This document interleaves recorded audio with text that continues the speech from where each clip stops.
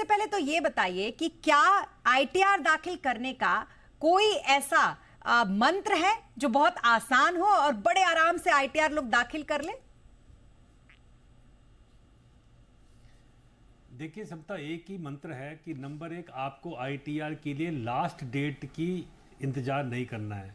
लोग क्या करते हैं कि अंतिम तिथि की इंतजार करते हैं और उसको फिर जल्दबाजी में बड़े कैजुअल अप्रोच से आपको उसको भरते हैं।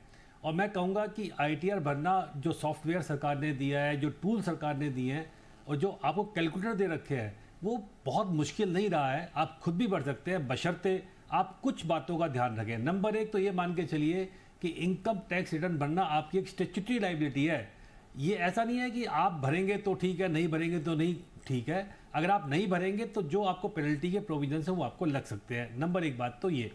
नंबर दो बात, आजकल सरकार ने आपको एआईएस और टीआईएस के माध्यम से आपको फैसिलिटी दे रखी है कि अपनी एनुअल इन्फॉर्मेशन स्टेटमेंट में जाइए और देखिए कि क्या क्या इनकम आपकी आई है, क्या क्या आपके टैक्स कटे हैं, और उस हिसाब से आप उसको फिर मैच करके अपनी रिटर्न को भरिए और उसकी थोड़ी तैयारी कीजिए कि मेरी कहाँ से इनकम है, मुझे बैंक से कितना इंटरेस्ट आया है, मुझे और कोई डिविडेंड तो नहीं आया है। लोग करते क्या है सिमता, और विशेषकर हमने देखा है सैलरी एम्प्लॉय के केस में, वो क्या करते हैं कि जो फॉर्म 16 उनको मिलता है, उसे लगता है कि जो फॉर्म 16 में मेरी इनकम है वही मेरी इनकम है, इसके अलावा और कोई इनकम को ना रिपोर्ट करते हैं ना देखते हैं। मान लीजिए उन्होंने कोई प्रॉपर्टी बेची है या कोई शेयर्स बेचे, आजकल बहुत सारे लोग स्टॉक्स और शेयर्स में काम कर रहे हैं, या बैंक का इंटरेस्ट, आपके बैंक में पैसा पड़ा हुआ है, आपको इंटरेस्ट आता है सेविंग अकाउंट पर और आपको पता होगा वो टैक्सेबल होता है, उस पर टीडीएस नहीं करता है सेविंग अकाउंट के इंटरेस्ट पर, एफडीआर पे सरकार आपको टीडीएस काट लेती है। तो सेविंग अकाउंट का ब्याज भी आजकल एआईएस पे रिपोर्ट होता है। तो आपको करना क्या है कि आपको अपनी इनकम को खुद काउंट करना है, एक बार फॉर्म 16 से मैच कीजिए और साथ में जो इनकम आपने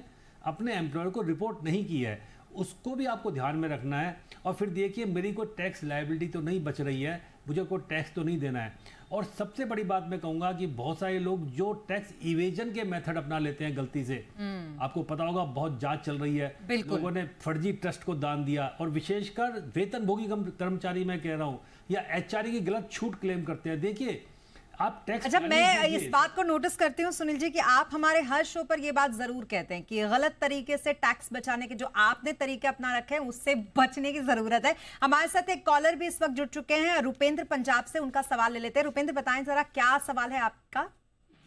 good afternoon ma'am. Good afternoon ma'am, मैं ये पूछना चाहता हूँ, जैसे कि वैसे पता नहीं आपसे रिलेटेड है कि नहीं, मैं ना जैसे ऑप्शन ट्रेडिंग का काम करता हूँ, जो भी मेरे को सेविंग रहता है, जैसे 40,000 50,000 मैं अपने अकाउंट में जैसे डाल रहा हूँ, बार बार अप डाउन कर रहा हूँ, तो उसके ऊपर भी टैक्स लगता है या क्या?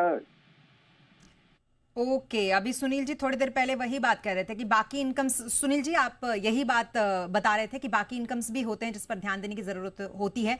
इनके सवाल का जवाब मुझे लगता है आप दे सकते हैं।